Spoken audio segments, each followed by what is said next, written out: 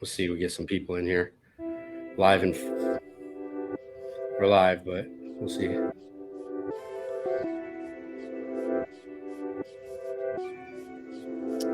Cool. So we got it recording. So Yes.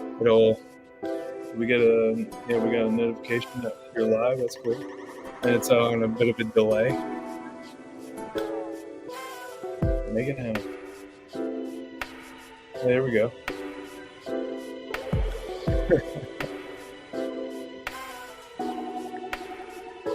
Oh man, we don't even get to see who is speaking. Do you see who's speaking? I don't. So, Facebook user, what's your name?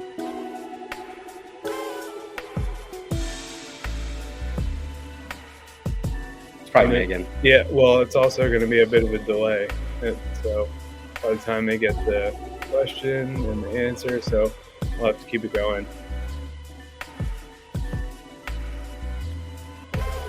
Yeah, faces for radio. That's right. That's definitely not Megan. We don't do this. We don't do this very often.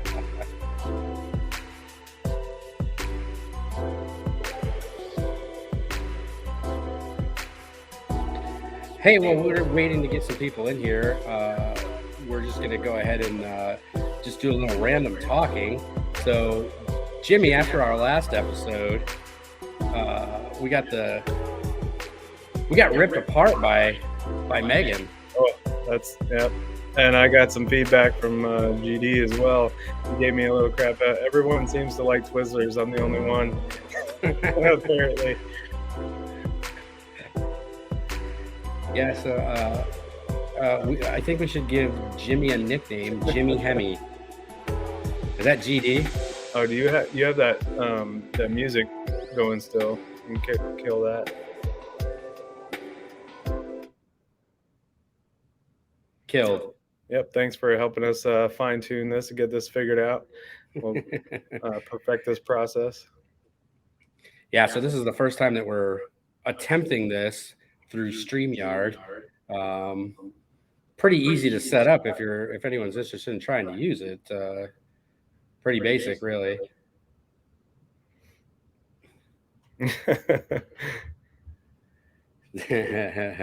I like Hemi. I like Hemi. I mean, I'd like a Hemi, I should say. I like your sign back there, Chris. That's pretty cool. It's an awesome sign. We need to get yeah, it's ability there.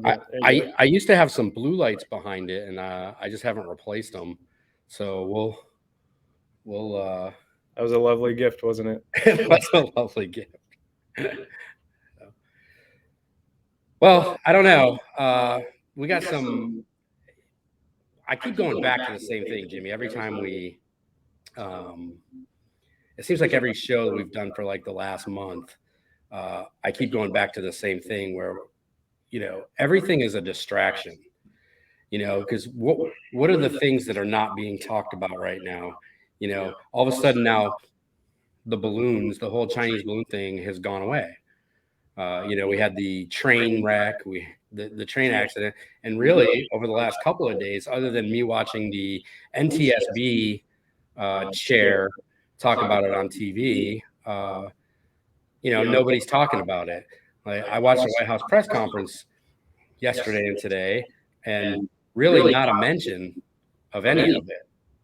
So it's always interesting to me that you don't see how quickly these things go away, and what are they distracting from? I mean, I get that we have a 24-hour news cycle, right?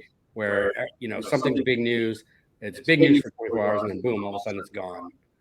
Well, what we've learned over the last couple of years is Biden has a strong connection with the Ukraine and China and all that kind of stuff going on over there. And so that's what really concerns me, is what kind of stuff is he working or what's he getting us into, really, when it comes to the foreign stuff. And I can't stand that. So yeah, they're throwing out UFOs and everything. Yeah. I mean, honestly though, I wanted to touch on this, and because I haven't even talked to you about it, but did you hear about this cloud of dust, or this dust that rained down on everybody's cars and stuff today? Where? You didn't hear about it either? No. So Morgan and GD, they both heard about it. Morgan's been talking about it all day. Like, apparently it's a huge big deal. I honestly, I thought you were going to be able to give me all the details because it's been in like none of my feeds, No, not on nothing. what no, but apparently this like in 3 different states, I want to say like West Virginia, Maryland, maybe even Pennsylvania, but like crazy dust. Hmm. Um, unknown, and there's all kinds of weird explanations for it. I don't even have a good answer, honestly, of what it actually was. I don't think anybody knows where even what they're speculating. I'm sure it has nothing to do with Ohio. Which is weird though. I mean, I'm being weird sarcastic. either way. It's weird either Who way. knows how That, far that thing went? but it's like it was just like just this morning or overnight, like literal. Imagine ash and stuff just pouring out like Hmm. a heavy, thick snow or whatever all over people's cars and stuff. And they're like, "What the heck is this?" So I Yeah, don't know. so we got a couple of questions Yeah, here let's touch on that. in the chat. One says, "So Chris, what's going on with your Giants? You think they're going to sign Jones or Barkley?" Oh, man, let me tell you something. Does that mean either or? I hope they sign Barkley. I don't. I don't think they should spend the money on Jones. I get a lot of I get a lot of pushback for this from my fellow Giants fans to include the ones that are in this house. And I just don't think Jones is the guy. I think they should go. He's going to want 40 to 45 million a year. They don't have the money to pay him, and if they do pay him that, then they just foregone else, everything else that they wanted to do to improve the team next year. So I think if they franchise tag him, that's still going to cost him 30 to 35 million, but I'm not sure he'll accept it. I don't know the rules of a franchise tag, whether he can turn it down, but I imagine he can. So he's not going to take 30 to 35. Danny Dimes is a top 5 elite QB. Danny Dimes. Man, I think you have a fellow Giant fan there because, man, I don't know. Not many people are saying that. Saying what? The Danny Dimes is a top. Top 5 elite. We have. I mean, one thing about Giants fans is we do have a cadre of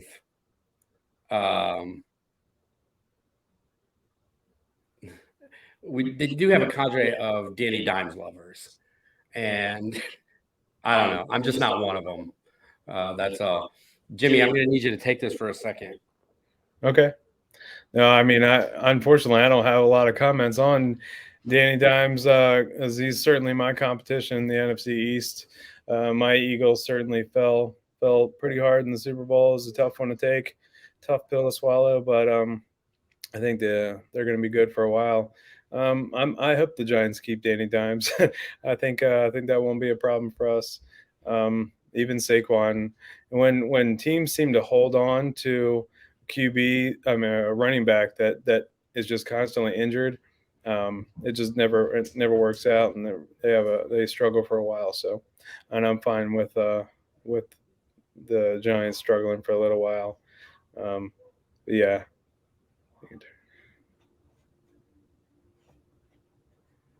Yeah, no, that's but we'll see what happens. I'm excited for football again next year. The Eagles certainly surprised me. I didn't even expect anything much out of them this year, and they just held it together pretty consistently all season long. But all I can say is I'm happy for Andy Reid. But I'm done seeing the Chiefs win. I don't need to see them win anymore. They've had their success. We don't need another Patriots kind of dynasty, things like that. Chris, what you got going on? Oh man, I had an emergency. My stepson took my MacBook charger, so I had to go up and get because my laptop was about to die. Anyway, problem averted. So are we still talking about Danny Dimes here or what? Frozen. Okay, maybe it blipped out for a little bit. I think we're okay. They can turn it down. Devontae Adams did with the Packers. Okay, yeah. So, I mean, I don't think Danny Dimes is going to take anything less than $40 million. So I don't know what the Giants are going to do. Now, Barkley, the issue with Barkley is he wants Christian McCaffrey money, and I don't know if the Giants are going to pay him that. I think the Giants are looking around between 12 and 13 million, and he wants 16. So, I mean, it's only a couple million off, but. And what I always say is a running back is the most replaceable position in the NFL.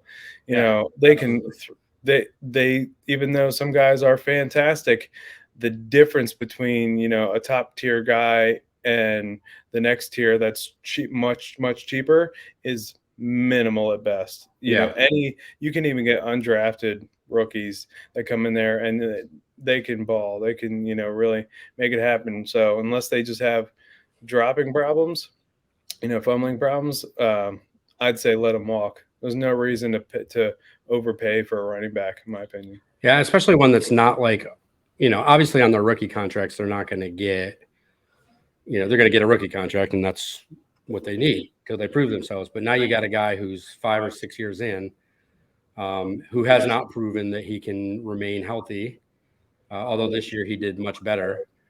So I don't know. Yeah, and someone said in Barkley's defense, he never really had an O-line till this year. That's true. But even having an O-line, I mean, he had a decent season and he stayed relatively healthy, but I don't think he didn't have a Christian McCaffrey season. Man, we got some football lovers in here. McCaffrey, I think, he surprised a lot of people this year because he started off the way I think everybody expected, kind of hit or miss, hot and cold real quick, but with the Panthers, and they thought that he was done, and they thought the Panthers made a great move by getting rid of him. Yeah. Man, did they fail there? Yeah. I mean, but maybe there was no chance he did well in Carolina anyway. But you know, anyway. Yeah. So let's see. Somebody put until the end. I don't know what you're talking about. Aaron Jones, I think, is worthy. He's definitely a top 5 running back. Yeah, I agree with that. Aaron Jones is top 5? I agree with that. In the NFL right now? It's hard to say because so many teams do the running back by committee that it's really hard for a single one to shine. Oh man, but yeah, that would not strike me. Aaron Jones being top 5. But somebody else said trade for Jimmy G. I like Jimmy G. I just don't know if I don't know how he would do on the Giants. That's for sure. I mean, there's certainly no way to compare him to. Right. There's no reason to lose anything for Daniel Jones. I like somebody needs to stick with the system. That's why I hate teams getting rid of their coach every year just because they didn't do well. I mean, unless the players quit on somebody, that's really when you got to kind of cut ties. But let somebody develop a little bit, even if it's a coach. Like they just like rookie QBs nowadays, if they get thrown in their first year and then they don't perform immediately, they're just a bust player. And it's like, man, people need to let people develop and get settled in, and people make great strides from there. They're not always hot right off the bat. I mean, Aaron Rodgers sat on the bench for 4 years. Yeah. He still has had a ridiculously long career. You know, and you don't need to look at last season. Yeah. Yeah. Well, so a couple of things. One thing that I wanted to talk about a little bit tonight is obviously Second Amendment. The Bruin decision that came out of the Supreme Court that basically destroyed any hope of most of these states creating laws that prohibit and restrict ownership of firearms. Well, of course, that doesn't stop these states from trying to get around it. So you got California, you got New York, you've got New Jersey, are the 3 big ones right now that are trying to push legislation through. Well, let me rephrase that. They've pushed legislation through to attempt to thwart what the Bruin decision said. for those of you who don't know, anybody who doesn't know, the Bruin decision basically said that we have the right to, the crux of it was the right to carry firearms outside of the home. So Bruin said, yes, you absolutely have that right, because just because you're outside of your house doesn't mean that you forego your right to protect yourself through the use of a firearm. Somebody put in the comments that Illinois is also trying to do it, and they're doing it. And they're trying to do it in different ways. It's not just the states; it's also Biden's agencies trying to undercut anything that Bruin said. So what they're trying to do, federal government, is through the ATF. The ATF is creating these rules that prohibit certain things and make it difficult to own and possess certain firearms. The brace, I think it's the pistol brace rule that's the newest one, where it doesn't just make illegal the pistol brace. It makes illegal any weapon that can be braced. So any pistol that you can put a brace on, it now falls into that category. And in turn, that changes to also the SBRs, which short barrel rifles rule that they put in place. And so they're trying to use that too to get around actual laws that the Congress is never going to be able to enact any rules that they're, and that's why they're going around it. That's why they're using these other methods to do it. So California, New York, and New Jersey, and I guess Illinois, they're back on their whole what is it called, Jimmy? I can't remember. Who? They're assault weapons ban. I always have a trouble remembering that they call them assault weapons because nobody can define what assault weapon is. They still haven't come out with a definition. Yeah, but I think they can at least go to what was in place during the Clinton era. I mean, they did have a defined and specific, I guess, rule in place there that they'd probably go back to. But what is that? It's not accomplishing anything. They can try to do that. The problem is what the Supreme Court has said as far as it goes is you can't ban or put restrictions on a commonly what's considered a commonly used weapon, right? And I can't remember the number, but it's well into the millions of the number of AR-15s that are owned. So it falls well within the definition of a commonly possessed, commonly used firearm, which negates anything that they're trying to push as far as confiscation or making it illegal or even I don't think they'll even get as far as ever making a registry of firearms. So, but California, Illinois, New Jersey, and New York are all still trying to. Now, I will say New York, they passed the new bill immediately, like within 48 hours of Bruin being decided. They passed the new law, which was more restrictive. And keep in mind, Bruin was a New York case that made it to the Supreme Court. So they passed a law within 48 hours of Bruin being decided, and it was more restrictive than what they were trying to enforce under Bruin. So, and actually Justice Sotomayor, who's one of the biggest liberal judges on the court, she actually went back to New York and said, you need to explain this because this is in direct contrast to our ruling. Even though she dissented from the ruling, she still pushed back against New York and said, yeah, this probably isn't going to fly. And then I think New York backed down. and so they have not enacted at least portions of what they were trying to enact. So the court is at least standing together by their decision, whether they were in the dissent or whether they, voted for it. So that's good. In New Jersey and California, Gavin Newsom, the governor of California, just came out within the last week and said that he, basically his assault weapons ban is effectively gone. So they understand that the rules that they're making or the laws that they're trying to pass are not gonna, they don't pass the smell test.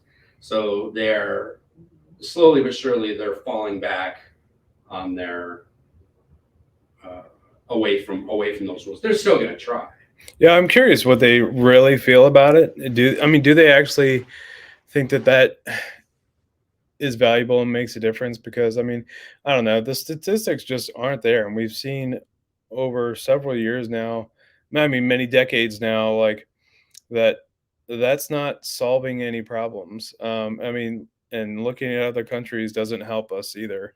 The ridiculous stuff that Trudeau pushes, like, does he actually believe that like getting rid of guns gets rid of bad people? I just don't. Well, I believe Trudeau believes exactly what he's saying. He is a socialist, easily. Yeah, and somebody just put in the comments, but yet these governors have armed security at all times. Yeah, absolutely. Yeah, because the rules are for thee, not for me. Yeah, rules for thee, not for me. And that's the way they. I think it was Congresswoman Mace, I think is her last name. She's a big, strong supporter of the Second Amendment. And she was talking to somebody. They had some sort of gun hearing or something recently. And, she started up and she goes, I carry a gun everywhere I go. And like everyone on the panel, all the Democrats like turn around and be like, oh my God, does she have a gun on her right now? And she wouldn't say. She wouldn't say whether she did or not. Those should be some of the easiest things that they should just constantly be calling these Democrats out on, the hypocrisy for that. It's just the same thing. The same deal with immigration and whatnot. It's just so hypocritical when these people, again, they support it in their words, but not in their actions. Yeah, no, absolutely. And I just saw a comment on this that says, hi from mommy. I don't know who mommy is, but hi. Yeah, we don't see the names. We don't see names in the commenters. It just says Facebook user. What platform it's coming from. So okay, hi, mommy. Yeah, so it's going to be interesting. I think this year is going to be a very interesting. Your mom, Chris. Oh, hi, mom. Well, you called you. I've never called you mom. So forgive me for. Hi, Chris's mom. Hi, Chris's mom. But yeah, so I think this is going to be an interesting year as far as it goes with the Second Amendment. We're pushing up on the House Judicial Committee is starting a whole bunch. And again, this goes back to the same thing we talked about initially, where all these things that nobody's talking about anymore, all of a sudden, the House Judicial Committee is starting to wind up and starting to do their. Now, of course, you got the Corey. Hey, Corey, how are you? You got the Hunter Biden stuff that's starting to come back up. Now, the media is not going to cover it, of course, but so you really have to watch. If you want to see any of this stuff, you're definitely going to have to watch the congressional hearings on stuff. And actually, they're pretty entertaining. They really make me laugh a lot of times because look, I'll be the first to tell you, I don't trust. I think there's probably zero politicians that I 100% trust. But I certainly trust Democrats a lot less than I trust most Republicans. There are some Republicans that I don't trust at all, but that's just me, I guess. That's just my independent mind, free thinking self. Yeah, so I pulled up the live chat, by the way, on Facebook. the Facebook link, so I can see the users who type what the chat is there. So that's cool. Well, that's good to know. That, yeah, still learning this platform and seeing what yes, works. So like I said, we just started yeah. using this platform. This is the first time we've run it, so we're going to have some. I don't want to say technical difficulties because it's not really that difficult, but just learning curve of all the features and those kinds of things. Yeah, there's a lot of cool stuff, but yeah, you kind of have to figure out what works, what doesn't. Audio issues everywhere. I don't care who you are, how big your platform is. Everybody has audio issues and stuff, so getting that stuff worked out. Yeah, absolutely. Yeah. Now, I'm glad you mentioned Lauren Boebert. She cracks me up. She's hilarious. She is a little firecracker. That's great. She could be in trouble though. She barely won re-election. She only won re-election by like 60 votes in her district. So I don't know, and I don't know a lot about her district. She's Colorado, but I don't know a lot about her district. Well, yeah, she's in I don't know about her district, like you said, but yeah, she's in a pretty liberal area. So I'm pretty pleased with that. And then also, I think she's only going to get more notoriety that should help her out. I mean, as long as she sticks with the group that she's with, the Freedom Caucus and whatnot, I think their arguments are going to win out because they're not just playing political games. They're actually speaking directly to the content, and that's been coming to light a lot lately. I think where they're actually, I feel like all we hear from the left is just feelings and personal attacks and things like this that are not actually, there's no context to that. There's nothing there. And yeah, that needs to be identified and pointed out. And like I said, we need to call them on all their crap. Yeah, I mean, and that's kind of the key. And I think one of the problems that the Republican Party has most times is they don't aggressively pursue opportunities that they have to really call some of these folks out for their bullshit. And I mean, they really never have. I mean, Trump, that's why he's as hated as he is, because he had no problem stepping up to a microphone and calling somebody out by name, whether it was the media, whether it was another politician, whether it was somebody in his own party. And people didn't like that. So yeah, his tactics are really, it's his delivery more than the content. I mean, the content, I believe the content of his message the message he was trying to send was okay. The delivery was probably a little bit more brash than people. Yeah, I think Trump was probably already the best president in my lifetime. I mean, even though, yeah, there's plenty of stuff I disagree with, or plenty of stuff that I think he failed on. My point is, I think he could have been amazing if he had somebody who guided him just a little bit. If he let somebody be like, can you help me like handle or filter a few things, because just he turns so many people off with the narcissistic, egotistical comments and things like that. Everybody loves me. I'm the greatest. Everybody knows this. Everybody tells me this. I'm right every time. I've never been wrong in my life. I just can't stand that stuff. Well, the other part that was hard, that I think was a problem for him, was he did not put people in place that genuinely supported him. I think he put cabinet members in there that were probably pretty decent at the job, but they didn't buy in. He didn't have buy-in across the board on him, and not necessarily on his policies or anything like that, but just on him.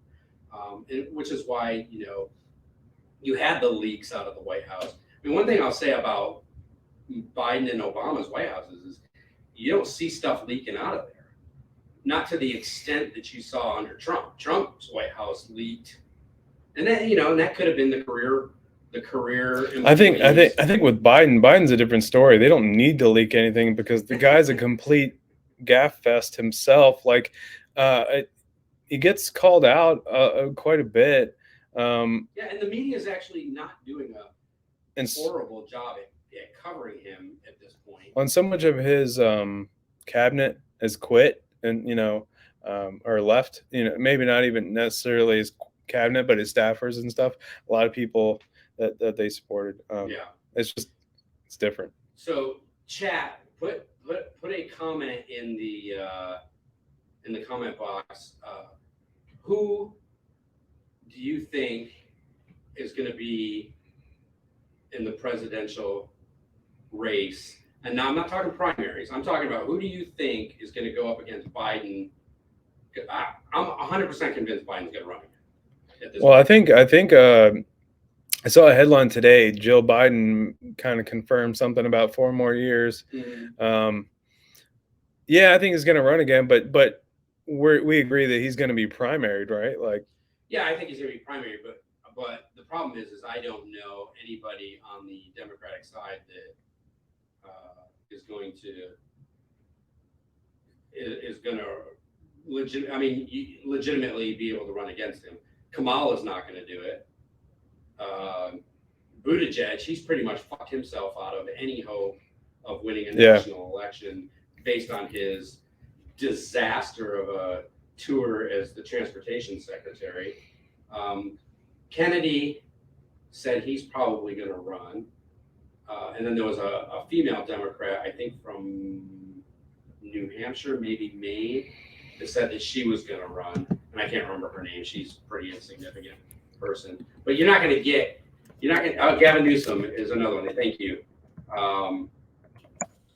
Running too. Now, Gavin Newsom may have legitimacy across the progressive stage, but I'm not sure how he's going to fare amongst mainstream, if you can call any of them mainstream Democrats anymore.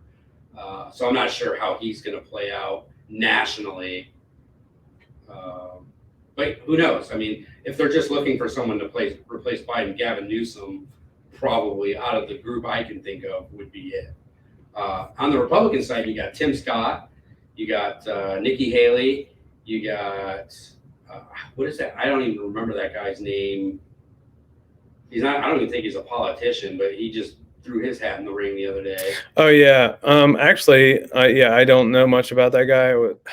I'm gonna say his name starts with a V. I can't remember what it is. Yeah, Vikram something. Of course, you got Trump. I'm gonna pull it up here, but yeah, I wanted to touch on a few things because I mean, well, like you're saying about Biden though, like I harp on it all the time. I don't see him even making it through the rest of this. He is going to be on fumes if he finishes out the rest of this term. Like I just don't see him being able to physically take it. I mean, he has verbal gaffes every single day. He's still falling up or down stairs. The guy can't hold it together, and he's going to be completely Weekend at Bernie's by the end of this 4 years. So him having another term is like completely out of the question. I think physically, mentally, whatever. But I wanted to touch on something that Corey said as well. Let me actually go back to that. He said it's not Jesse Ventura. No, he pretty much. I think Jesse Ventura finally that guy disappeared. I think he's finally in a mental institution. After he moved down to Mexico and started talking about some of the stuff he was talking about, he just kind of disappeared. So. Was he in Michigan, right? Yeah. So yeah. He must have been drinking that Flint water a little too much there. But like I said, I wanted to touch on something Corey mentioned. He said that Trump is the godfather of make America great again.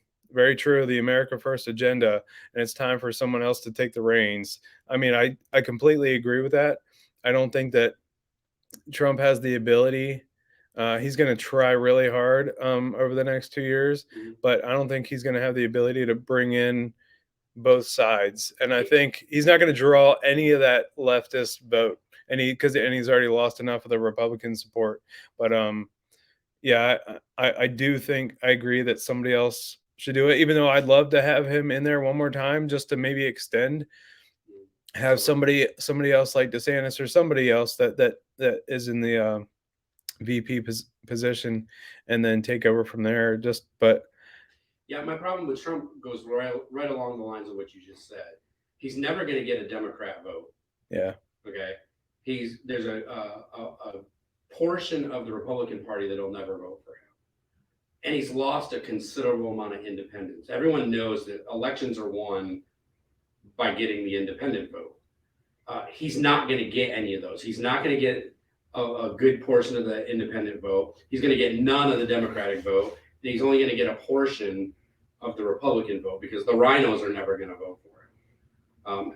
The Liz Cheneys and the whatever that other jackwad's name was that was from Illinois who quit Congress. The two that were on the January 6th committee.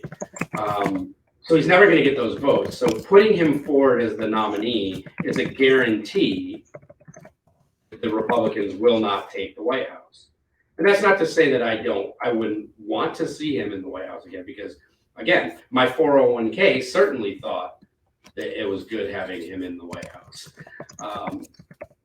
But you're almost guaranteeing that Joe Biden or Gavin Newsom or whoever are going to make it into the White House if Trump is the Republican nominee. It does concern me that somebody may not be able to push that American First agenda as strongly as Trump. I think just Trump did things uniquely. He had a very strong edge when it comes to foreign policy, because he was dangerous. Yeah. He was kind of a loose cannon, so people didn't know how to take him, and they couldn't control him. So we need somebody that can't be bought and that can't be swayed. I don't know how much of that was a requirement due to Trump's ego.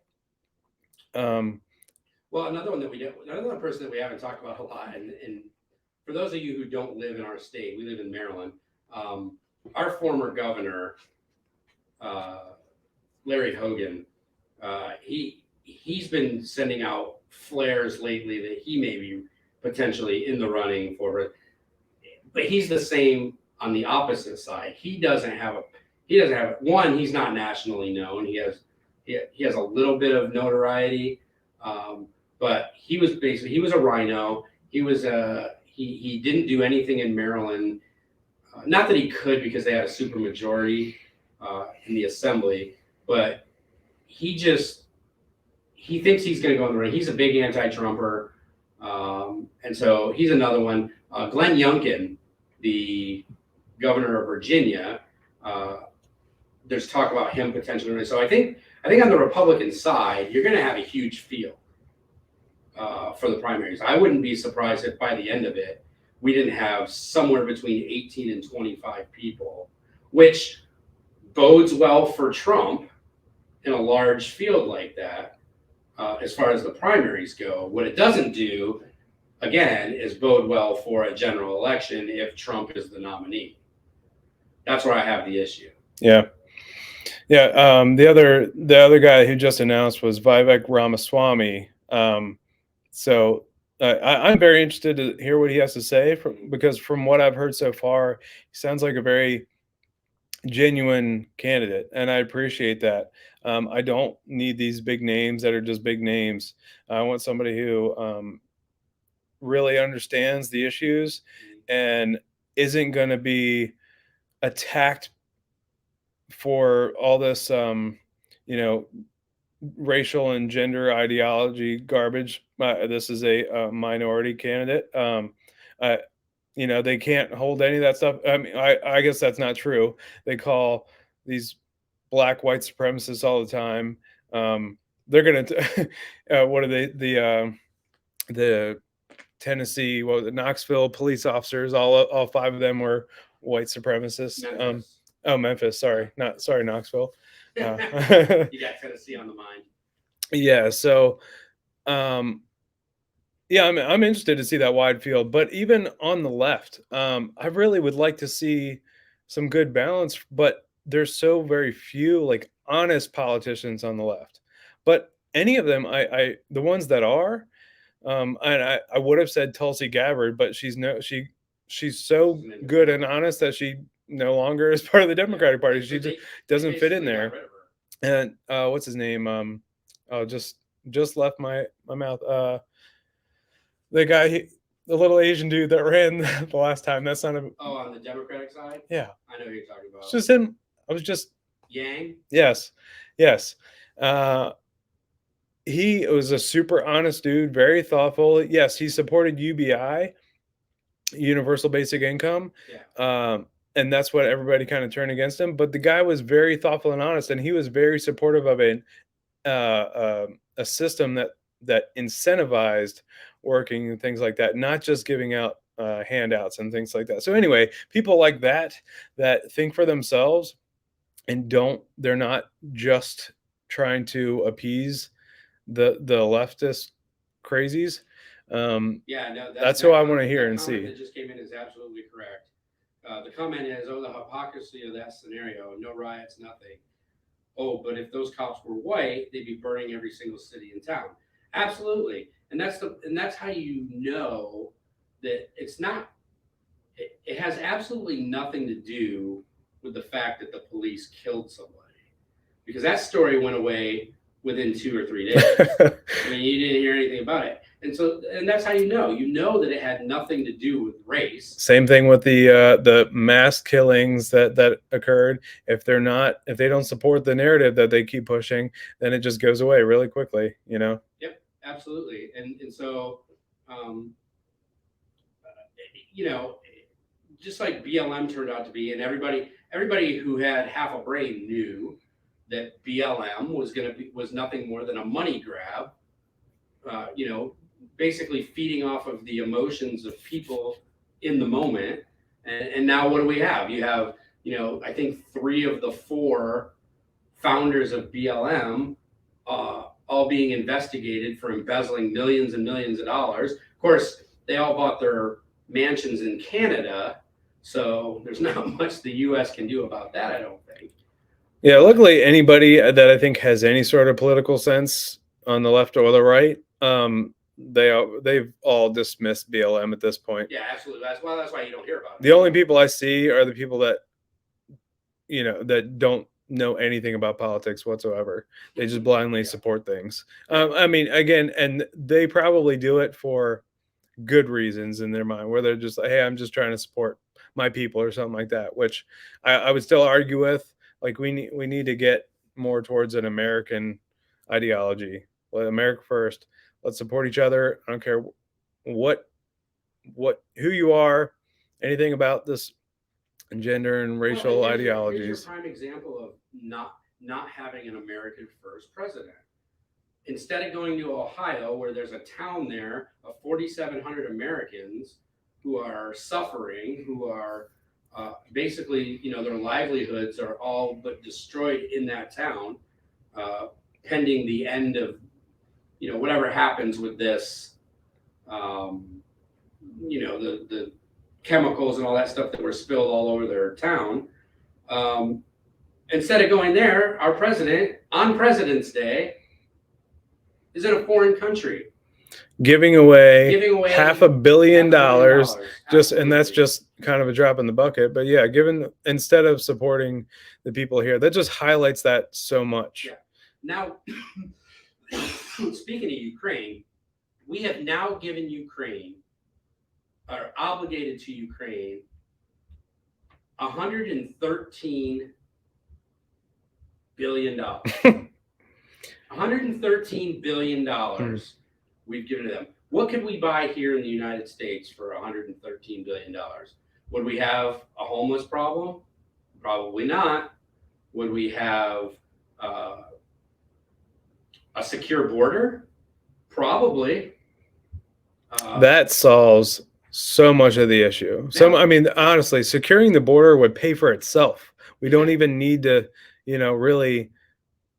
That's not. I wouldn't even call that like an investment or a loss, I should say, because that investment will pay for itself. Yeah, no doubt. And they just but again, it goes right back to the same thing. This is not an America first president. This is the globalist, liberal, progressive, globalist view of what they think that this country should be. And, by and large, and I get people vote the way they vote because, there's some people that are just never going to vote for a Republican. There are some people that are just never going to vote for a Democrat. But at least have your best interest at heart when you're going to the polls.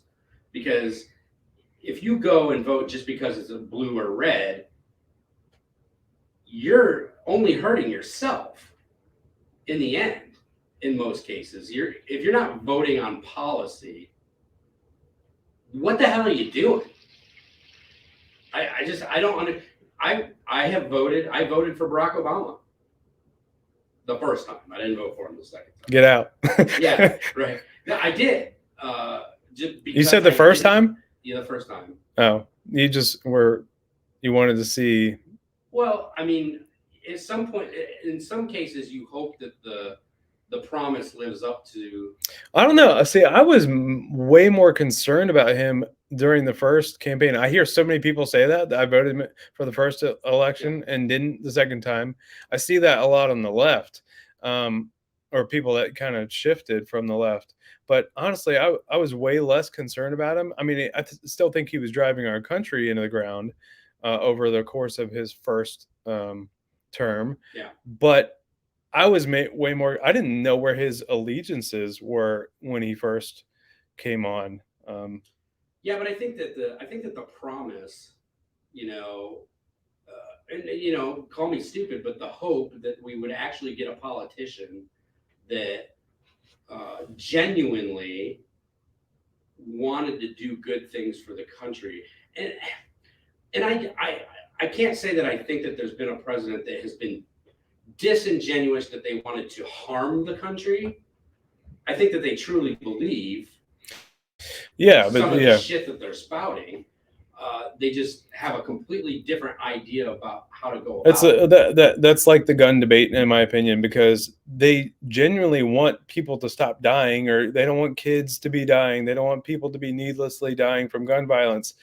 But their strategy going about that and trying to take away people's right to defend themselves is going to give them the outcome that they don't want, and they don't realize that, and that's what's frustrating. Sure. Yeah. Well, and they don't.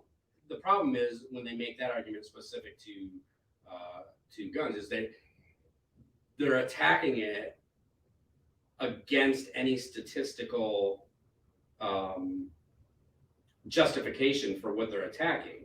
They're going after the AR-15. Oh, the AR-15, bad, bad, bad. It looks scary. It's black and it shoots a lot of bullets. And okay, well, 80-something% of the gun crime in this country, maybe even higher than that, is handguns. And oh, by the way, I can tell you, I can dual wield pistols and shoot probably many more rounds than I can out of an AR with more effective fire. So they go about it the wrong way, but that shows their ignorance. I mean, like calling it what did they call what the one congresswoman called it an AK-15, and Joe Biden said like an AR-14 or something. Yeah. They have no clue. They don't even know what they're talking about half the time. Well, let's just hypothetically say they were successful and they removed every gun from the country, and they snapped and all the guns disappeared. Would there still not be bad people doing bad things? Absolutely. Right? I mean, that's just kind of the bottom line for me. And then what you just did is you eliminated people's ability to defend themselves, and not just against each other, but against the government, which we know historically has a 100% success rate of controlling their people, I guess, through force. So that concerns me. Yeah, I mean, at the end of the day, I don't worry about it too much because, well, at least not right now. I think the Supreme Court has shown, and I think these states are starting to realize that this Supreme Court is not going to buy off on any of their kind of bullshit proposals that they're putting out there, or laws that they're trying to enact. So I feel super lucky about that. yeah, Even though and it thank you, shouldn't Donald be, Trump. it should just be the case because that's the Constitution, and that's Yeah, what we have judges for, to really um, define, clarify, whatever you want to say, support the Constitution. But I feel very lucky that that's the case because I feel like the direction the country was going, I thought when Obama got elected, and then it looked like we were going to have Hillary following that we were just going to be in a downward spiral that we'd never get out of. So yeah, I'm glad that wasn't the case. yeah. So I wanted to also go back a little bit. We were talking about potential presidential candidates and who would be good and whatnot. Um, I want to say one thing about Ron DeSantis. Yeah, I think I certainly would support that. I think he has a lot of upside, but he would definitely have to kick it into another gear. He would have to hit a higher level of that America First agenda and have the backbone that Trump did, and be able to bring that really strong fear factor when it comes to like foreign policy and things like that, because we just don't know how he would be in that sense. He certainly had some backbone when it came to standing up against yeah, the regulations and stuff, the lockdowns and whatnot. So I appreciate that. Well, and he's standing up against, huge corporation, Disney. He basically, you know, threatened him and then followed through. And I think Disney actually kind of backed down a little bit just so he didn't go 100% through. But with their tax, so I think the way it works is Disney is basically considered their own town or their own city. So they have their own tax structure with it internally, and they don't pay taxes to Florida. And he threatened to take that away. Yeah, but I think that was probably some posturing. Like, he knows that he's got to play ball with Disney in the long run. Like, if they were to leave the state of Florida, that would screw over Florida big time. Yeah. So I don't think there's any fear of them leaving Florida. I mean, that infrastructure that they have built there is virtually impossible. Yeah, but I think they had some decisions to make to continue to invest, because I think that they were going to enact some bigger investments for the long term future. So I mean, I don't think it never could happen, but I think, because I want to say that he did end up giving them a lot of cuts, and took care of them, which, I mean, from a business standpoint, I think he did the right thing. Like, that's, you got to play ball, but he stood up to him, like you said, and is not going to stand for the woke garbage that they were trying to push. Yeah, and as far as his running mates go, I see a couple people on here listed: Tim Scott, Ted Cruz. Well, Corey mentioned that Ted Cruz is not likely going to run. I think he will. Like, I don't see why he wouldn't. Well, Ted Cruz doesn't have a lot of favorability even within his own party. I think that's the case, but I would ask why, though, because he's an asshole. They don't like him. I guess I don't see that. I think he's very well reasoned. Like, when he hammers a lot of those potential judge candidates, and I don't have much against the guy, because I mean, I don't like all politicians do the nature of what they got to do, but I don't think that he's bought and sold. I think he's pretty well, like I said, reasoned and principled, that he would do a pretty good job. Like, I didn't support him when he first was running for president, but I definitely don't dislike the guy. Yeah, and I mean, I've never met him, so I don't know what he's like in real life. But all indications are is that he walks around that Senate building like he's the king, and that's it's Maybe more of a personality. I think it's more of a personality thing that people who know him don't like him, than it is maybe a policy thing. He doesn't come off to me as like just like a jerk to people. Like he would be a jerk to people, like so many Democrats that I see would. Can you imagine, like, Adam Schiff having a conversation? Doesn't like him. I think you're right there. Let's go off of his opinion. I sure hope he runs. Oh God, please no. Well, I did hear a tidbit that Liz Cheney is thinking about running. That would be hilarious. A Beto and Stacey Abrams ticket. Ooh, Like, that'd be nasty. She can't even win in Georgia. and he can't win in And he can't Texas. win in Yeah, Texas. the biggest Yeah. losers, That's a think double that they're going to loser go for the presidency. Hey, we appreciate that you all got on tonight and jumped in here and listened to us. The email address for the podcast is right on the screen. Send us an email with topics. If you want to be on the show, we want to hear from you. We'd love to have you on. I think that we're going to do more of these. And I only came up with this about 2 days ago, so not a lot of lead time for people to, kind of commit to be on it. But we wanted to start doing it, and I think it's good. I like it. Let us know, though. Let us know what you think. And Yeah, I'm curious to what you think about the format. Is it easy? Is it relatively easy to connect to? Is there any problems with just listening as you would normally, I guess? What's the difference? What do you think? Yeah. And keep throwing those topics out there, and we're happy to engage. Yeah, absolutely. And we specifically, we want to talk to anybody who is not a conservative or a Republican. We would love. We always want to have you on the show. I'm always looking. Yeah. We're not going to be disrespectful as long as you're not disrespectful. We want to hear what you have to say. We're more than open to hearing your viewpoint on something. Just don't get upset if we call you out for something that you say is bullshit. And I got to give a quick shout out to Taylor, little T. Hi, buddy. And keep going with that wrestling. I saw your videos. You're doing a great job.